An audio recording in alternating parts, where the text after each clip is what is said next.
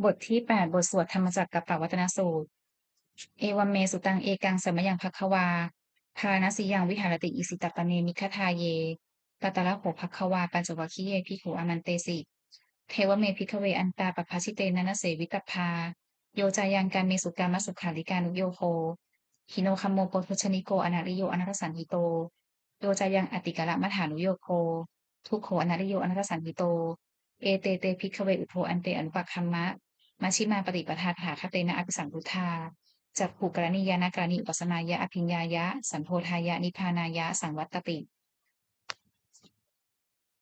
กตมาจากสาภิกขเวมัชฌิมาปฏิปทาตถาคเตนะอภิสัมพุทธาจักขุกรณียานากรณีอุปสมายะอภิญญายะสัมโพธายะนิพพานายะสังวัตติอายะเมวะอริโยอัฏฐังกิโกมัคโคเสยถิทางสมมาทิฏฐิสมมาสังกัปโปสมมาวาจาสมมกัมมันโตสมมาอาชีโวสมมาวายาโมสัมมาสติสัมมาสมาธิอายังโกสาภิกขเวมัชฌิมาปฏิปทาตถาคเตนะอภิสัมพุทธาจักขุกรณียานากรณีอุปสมายะอภิญญายะสัมโพธายะนิพพานายะสังวัตติ อีทังโหปนัสภิกขเวทุกขังอริยสัจจังชาติปิทุกขาชราปิทุกขามานามปิทุกขังโสกปริเทวทุกขโทมนัสสุปายาสาปิทุกขาอาปิเยหิสัมปโยโคทุกโขปิเยหิวิปโยโคทุกโขยัมปิฉังนะละภติตัมปิทุกขังสังคิตเตนะปัญจุปทานขันธาทุกขาอีทังโหปนัสภิกขเวทุกขสมุทัยอริยสัจจังยายังตันหาโปโนภาวิกานันทิราคาสหคตาตัตตระพินันทินีเสยถีทางกามตัณหาวิภวตัณหาวิภวตัณหาอีทางโขปนาภิกขเวทุกขนิโรธคามินีทุกขนิโรโทอายสัจจังโยตัสสาเยวะตัณหายะอเสสะวิราคานิโรโทจาโคปฏินิสักโคมุติอนาลโยอีทางโขปนาภิกขเวทุกขนิโรธคามินีปฏิปทาอริยสัจจังอายะเมวะอริโยอัฏฐังกิโกมัคโคเสยถีทางสมมาทิฏฐิสมมาสังกัปโปสัมมาวาจาสัมมากัมมันโตสัมมาอาชีโวสัมมาวายาโมสัมมาสติสัมมาสมาธิ อีทางทุกขังอริยสัจจันติเมภิกขเวปุเพอนุสเตสุธรรมเมสุจักขุงอุทปาทิญาณังอุทปาทิปัญญาอุทปาทิวิชาอุทปาทิอาโลโคอุทปาทิตังโภปนิทังทุกขังอริยสัจจังปริญเยตันติเมภิกขเวปุเพอนุสเตสุธรรมเมสุจักขุงอุทปาทิญาณังอุทปาทิปัญญาอุทปาทิวิชาอุทปาทิอาโลโคอุทปาทิตังโภปนิทังทุกขังอริยสัจจังปริญญาตันติเมภิกขเวปุเพอนุสเตสุธรรมเมสุจักขุงอุทปาทิญาณังอุทปาทิปัญญาอุทปาทิวิชาอุทปาทิอาโลโกอุทปาทิอีทางทุกขะสมุทัยอริยสัจจันติเมภิกขเวปุเพอนุสเตสุธรรมเมสุจักขุงอุทปาทิญาณังอุทปาทิปัญญาอุทปาทิวิชาอุทปาทิอาโลโกอุทปาทิตั้งโหปนิทังทุกขะสมุทัยอริยสัจจังปหากัปพันติเมภิกขเวปุเพอนุสเตสุธรรมเมสุจักขุงอุทปาทิญาณังอุทปาทิปัญญาอุทปาทิวิชาอุทปาทิอาโลโกอุทปาทิตังโหปนิทังทุกขะสมุทัยอริยสัจจังปหินันติเมภิกขเวปุเพอนุสเตสุธรรมเมสุจักขุงอุทปาทิญาณังอุทปาทิปัญญาอุทปาทิวิชาอุทปาทิอาโลโกอุทปาทิอีทางทุกขนิโรโทอริยสัจจันติเมภิกขเวปุเพอนุสเตสุธรรมเมสุจักขุงอุทปาทิญาณังอุทปาทิปัญญาอุทปาทิวิชาอุทปาทิอาโลโกอุทปาทิตังโหปนิทังทุกขนิโรโทอริยสัจจังสัจฉิกาตพันติเมภิกขเวปุเพอนุสเตสุธรรมเมสุจักขุงอุทปาทิญาณังอุทปาทิปัญญาอุทปาทิวิชาอุทปาทิอาโลโกอุทปาทิตังโหปนิทังทุกขนิโรโทอริยสัจจังสัจฉิกตันติเมภิกขเวปุเพอนุสเตสุธรรมเมสุจักขุงอุทปาทิญาณังอุทปาทิปัญญาอุทปาทิวิชาอุทปาทิอาโลโกอุทปาทิอีทางทุกขนิโรธคามินีปฏิปทาอริยสัจจันติเมภิกขเวปุเพอนุสเตสุธรรมเมสุจักขุงอุทปาทิญาณังอุทปาทิปัญญาอุทปาทิวิชาอุทปาทิอาโลโกอุทปาทิตั้งโหปนิทังทุกขนิโรธคามินีปฏิปทาอริยสัจจังภาเวตพันติเมภิกขเวปุเพอนุสเตสุธรรมเมสุจักขุงอุทปาทิญาณังอุทปาทิปัญญาอุทปาทิวิชาอุทปาทิอาโลโกอุทปาทิตั้งโหปนิทังทุกขนิโรธคามินีปฏิปทาอริยสัจจังภาวิตันติเมภิกขเวปุเพอนุสเตสุธรรมเมสุจักขุงอุทปาทิญาณังอุทปาทิปัญญาอุทปาทิวิชาอุทปาทิอาโลโกอุทปาทิยาวัคคีวัจเมอิเมสุจตุสุอริยสัจเจสุเอวันติปาริวัตตังทวัตสาการังยถาภูตังยานัทสนังนสุวิสุทธังอโหสิเนวตาวาหังพิกขเวสเทวเกโลเกสมาลเกสพรหมเก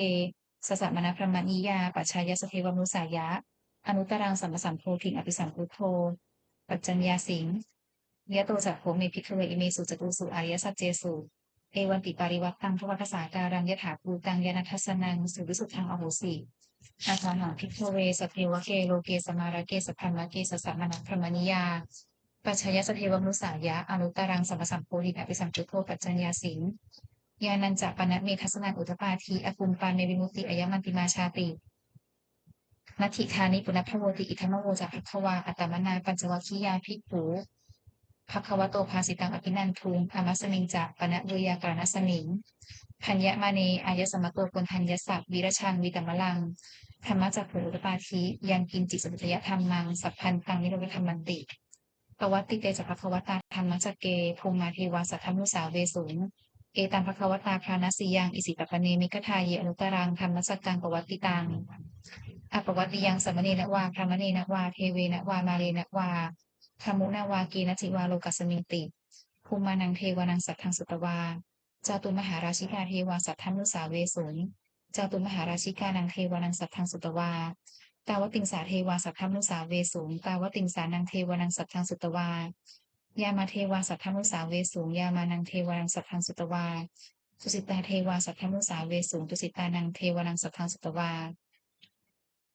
นิมมานรติเทวาสัทธนุสาเวสุงนิมมานรตินางเทวานังสัทธังสุตวาปรนิมมิตวสวัตติเทวาสัทธนุสาเวสุงปรนิมมิตวสวัตตินางเทวานังสัทธังสุตวาธรรมกายิกาเทวาสัทธนุสาเวสุงเอตัมภควตาคานสียังอิสิตปเนมิคทาเยอนุตรังธรรมจักกังปวัตติตัง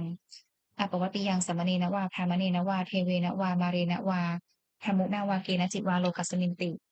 อิติหาเตนะคเนนะปนะมุหุเตนะยาวัพรหมโลกาสัทโธอภุคคัจฉิ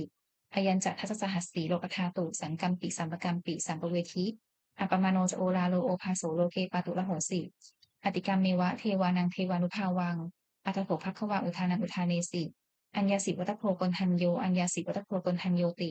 อิติหิหังอายสมะโตกนทัญญสสะอัญญากนทันโยเตวะนามังอโหสิติบทที่9พุทธานุสติอิติปิโสภควาอรหังสัมมาสัมพุทโธวิชชาจรณสัมปันโนสุขโตโลกวิถูอนุตตโรปุริสธรรมสารถิสถาเทวมนุษสานังพุทโธภควาติบทที่10ธรรมานุสติสวากขาโตภควตาธรรมโมสันทิฏฐิโกอากาลิโกเอหิปัสสิโกโอปนัญญิโกปัจจตังเวทิตโพวินยูหีติบทที่11สังฆานุสติสุปฏิปันโนภควโตสาวกสังโฆอุชุปฏิปันโนภควโตสาวกสังโฆยายะปฏิปันโนภควโตสาวกสังโฆสามีจิปฏิปันโนภควโตสาวกสังโฆยะทิทังจัตตาริปุริสยุคานิอัตถารุสตุคลาเอสะภควโตสาวกสังโฆพาหุเนยโยพาหุเนยโยทักขิเนยโยอัญชลีกะระนิโยอนุตตรังปุญญเขตังโลกัสสาติบทที่12สกกัตตวาสกกัตตวาพุทธรัตนังโอสถาอุตมังวรังหิตังเทวมนุสสานังพุทธเตชนะโสทินานัสสันตุปัทวาสัพเพทุกขาวูปัสสเมตุเตสกกัตตวาธรรมรัตนังโอสถังอุตมังวรังปริลาหุปสัมมนังธรรมเตชนะโสทินานัสสันตุปัทวาสัพเพพยาวูปัสสเมตุเตสกกัตตวาสังฆรัตนังโอสถังอุตมังวรังปาหุเนยยังปาหุเนยอาหุเนยยังปาหุเนยยังสังฆเตชนะโสทินานัสสันตุปัทวาสัพเพโรคาวูปัสสเมตุเตบทที่13พระคาถาชินบัญชรสมเด็จพระพุทธาจารย์โตธรรมรังสี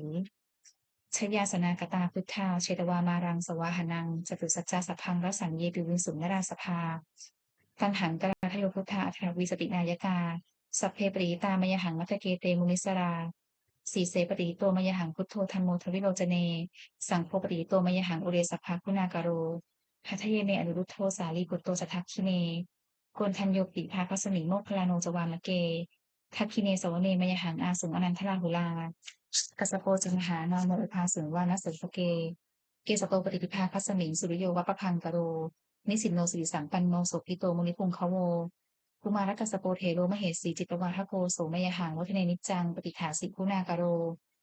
ปุณโนอังคุลิมาโรจัอุปาลีนันทสีวลีเทราปัญจอิเมชาตานราเตติลกามะมะ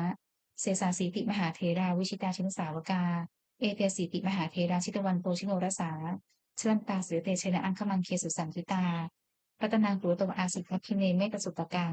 ขชักคังปัจจโตอาสิวามิอังคุลิมาละกังขันธโมระปริตันจะอาตานติยสุตกัง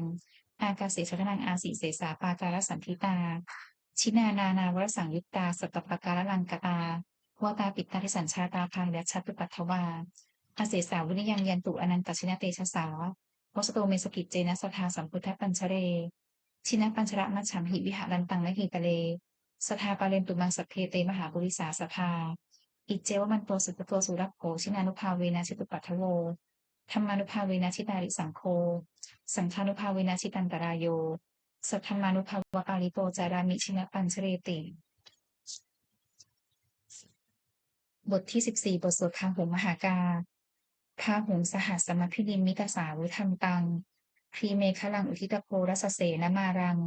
ทานาทิธรรมวิธินาชิตวามุนินโทตันเตชะสาภวตุเตชยมังคลานิมาราติเรกัมมพยุตชิตสัพพรติงโพลัมปนาลวกัมมัคคัมทัตถยขังขันติสุทันตวิธินาชิตวามุนินโทตันเตชะสาภวตุเตชยมังคลานินาลาคิริงคชวรังอติมัตตภูตังทาวคิจกรรมสมิวสุทารุนันตังเมตตัมภูเสกวิธินาชิตวามุนินโทตันเตชะสาภวตุเตชยมังคลานิปุขิตตะคัคคมติหัตถสุทารุนันตังทาวันติโยชนะปะถังคุลิมาละวันตังอิทธิพิสังคตมโนชิตวามุนินโทตันเตชะสาภวตุเตชยมังคลานิกัตตวานกัตถนุทรังอิวคัพพินิยาจินจายทุทวจนังชยกายมัชเชสันเตนะโสมวิธินาชิตวามุนินโทตันเตชะสาภวตุเตชยมังคลานิสัจจังวิหายมาติสัจจกาวาทะเกตุงวาทาพิโรปิตมะนังอภิอันทภูตังปัญญาปฏีปัชริโตชิตวามุนินโทตันเตชะสาภวตุเตชยมังคลานินันโทปนันทพุชคังวิปุทังมหิทิงปุตเตนะเถระพุชเคนะธรรมาปยันโตอิทูปเทสวิธินาชิตวามุนินโทตันเตชะสาภวตุเตชยมังคลานิทุกขาทิติพุชเคนะสุทัตถาถังพรัมมังวิสุทธิชุติมิทธิปกาพิธานังยานาคเทนวิธินาชิตวามุนินโทตันเตชะสาภวตุเตชยมังคลานิเอตาปิพุทธชยมังคละอัตถคาถาโยวาจโนทินาคิเนสระเตมตันทีหิตวานเนกะวิวิธานิจุปัทถวานิโมขังสู่แข่งอธิธเมยยานาโรสัปปัญโยมหาการุณิโกนาโถหิตายสัพพานินังอุเรตวาปารมีสัพพาปัตโตสัมโพธนุตตมังเอเตนะสัจจวเชนะโหตุเตชยมังคลังชยันโตโพธิยามูเลสักยานันนันนิวัฒโนเอวังตวังวิชโยโหวิชยสุชยมังคะเลอปราชิตปัลลังเกสีเสปทวิโปคะเลอภิเสเกสัพพพุทธานังอัคคัปปัตโตปโมทติ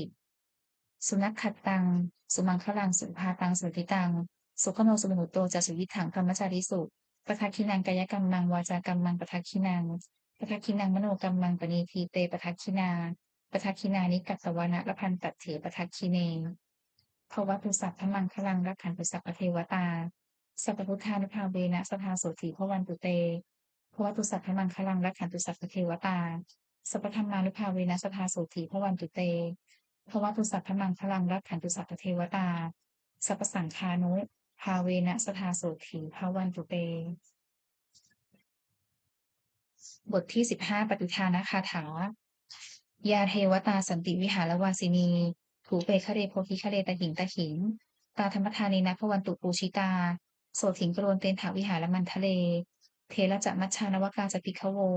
สารามิกาธนปฏิอุปาสกาข้ามาจากเทสาลิขมาจากอิสราสปานภูตาสุกิตาพวันตุเตชลาพุชาเยปิจานัสัมภวาสังเสทชาตาอาทวปาติกานิญญานิกังธรรมวารังปฏิจจเตสัพเพปิทุกขสักกโรตุสังขยังถาตุจิรังสตังธรรมโมธรรมัทธาราจตุคลาสังโฆโหนตุสมัคโควะอัฏฐายะจหิตายะจักอัมเหรักขตุสัทธัมโมสัพเพปิธรรมจาริโนวุทิงสัมปาปุเนยามะธรรมเมอริยปเวทิเตปัสสนาโหนตุสัพเพปิปานิโมพุทธศาสเนสมาทารังปเวชฉันโตกาเลเทวปวัสสตุพุทธิภาวยสัปปานังสมิทังเนปุเมทนิงมาตาปิตาจัตระชังนิจังรักขันติปุตตะกังเอวังธรรมเมนราชาโนปชังรักขันตุสัพพาที่16ปาปุโยชนะคาถาบทส่งเทวดาทุกขปัตตาจนิทุกขาพยปัตตาจนิพยาโสกปัตตาจนิโสกาโหนตุสัพเพปิปานิโนเอตาวตาจอัมเหหิสังพตังปุญญสังปทังสัพเพเทวานุโมทันตุสัพพสัมปติสุทธิยาทานัมปทันตุสัทธายะสีดังรักขันตุสัพพทาภาวนาพิรตาโหนตุพัชฉันตุเทวตาคตาบทที่17สุมังคละคาถา โหนตุสัพพังสุมังคลังรักขันตุสัพพเทวตาสัพพุทธานุภาเวนะโสติโหนตุนิรันตารังโหนตุสัพพังสุมังคลังรักขันตุสัพพเทวตาสัพพธรรมานุภาเวนะโสติโหนตุนิรันตารังโหนตุสัพพังสุมังคลังรักขันตุสัพพเทวตาสัพพสังฆานุภาเวนะโสติโหนตุนิรันตารังสัพเพพุทธาปรัปปัตตาปัจเจกานันจะยังพลังอรหันตานันจะเตเชนะรักขังพันธามิสัพพโสสัพเพพุทธาปรัปปัตตาปัจเจกานันจะยังพลังอรหันตานันจะเตเชนะรักขังพันธามิสัพพโสสัพเพพุทธาปรัปปัตตาปัจเจกานันจะยังพลังอรหันตานันจะเตเชนะรักขังพันธามิสัพพโสสัพเพพุทธาปรัปปัตตาปัจเจกานันจะยังพลังอรหันตานันจะเตเชนะรักขังพันธามิสัพพโสสัพเพพุทธาปรัปปัตตาปัจเจกานันจะยังพลังอรหันตานันจะเตเชนะรักขังพันธามิสัพพโสสัพเพพุทธาปรัปปัตตาปัจเจกานันจะยังพลังอรหันตานันจะเตเชนะรักขังพันธามิสัพพโสสัพเพพุทธาปรัปปัตตาปัจเจกานันจะยังพลังอรหันตานันจะเตเชนะรักขังพันธามิสัพพโสสัพเพพุทธาปรัปปัตตาปัจเจกานันจะยังพลังอรหันตานันจะเตเชนะรักขังพันธามิสัพพโสสัพเพพุทธาปรัปปัตตาปัจเจกานันจะยังพลังอรหันตานันจะเตเชนะรักขังพันธามิสัพพโสด้วยอานุภาพแห่งสัจจะอธิษฐานอานุภาพแห่งความเพียรและอานิสงส์แห่งการบูชาพระรัตนตรัยด้วยการสัญญาบทสวดมนต์พระสูตรพระปริตรและพระคาถาเหล่านี้ขอความสุขสวัสดีจงมีแก่ข้าพเจ้าขอให้พ้นจากทุกภัยทั้งปวงขอให้ข้าพเจ้าเจริญทั้งทางโลกและทางธรรมขอพระเทพเทวดาทั้งหลายโปรดอนุโมทนาในการสวดสาธยายมนต์และธรรมะเหล่านี้เมื่ออนุโมทนาแล้วโปรดอวยพรให้แก่ข้าพเจ้าและวัตถุมงคลพระปิตายอดเศรษฐีเหรียญยอดเศรษฐีเหรียญแม่ครู68ตลอดจนวัตถุมงคลทั้งปวงที่สามสิ่งสร้างขึ้นให้เปลี่ยนด้วยภาพแห่งพระปริตรจงสำเร็จศักดิ์สิทธิ์ทุกประการเทอญสาธุ